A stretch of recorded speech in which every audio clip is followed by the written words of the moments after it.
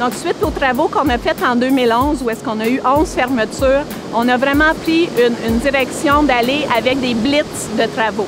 Donc, on visait une fin de semaine où est-ce qu'on intégrait plusieurs travaux, plusieurs entrepreneurs pour vraiment optimiser la fermeture et s'assurer qu'on réalise le plus de travaux possible.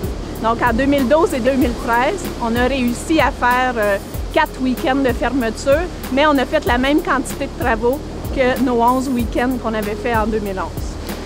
À la planification, ce qu'on essaie de viser, c'est d'être au moins 6 à 18 mois d'avance. Là, on vise le 18 mois.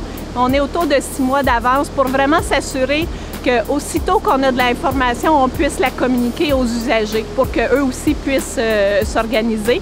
Aussi, ce que ça fait, c'est qu'on peut travailler avec nos partenaires et avec les événements, parce qu'il y a juste 26 semaines dans l'été où on peut travailler. Si on enlève les événements, Grand Prix, feux d'artifice, marathon, alors à ce moment-là, il reste moins de week-ends et il y a les travaux des partenaires qui s'ajoutent. Donc, il nous reste à peu près 10 fins de semaine ouvertes où est-ce qu'on peut faire des travaux.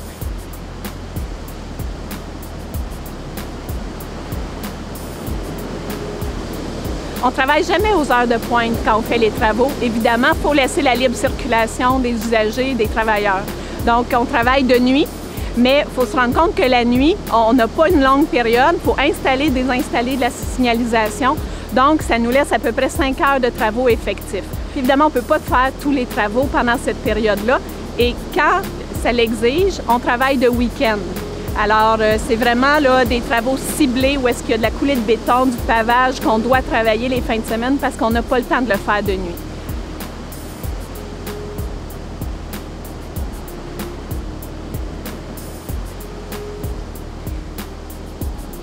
Donc, par exemple, quand on fait des travaux de joints, quand on les faisait avant, on faisait une 50aine de nuits pour réparer un demi-joint de dilatation. Maintenant, dans une fin de semaine, on peut faire 4 demi-joints. Donc, c'est vraiment au niveau de la signalisation, il y a de l'économie de coût, il y a de l'économie de temps pour les usagers, puis en plus, on a une meilleure qualité des travaux qu'on réalise. Donc, vraiment, la solution week-end est gagnante.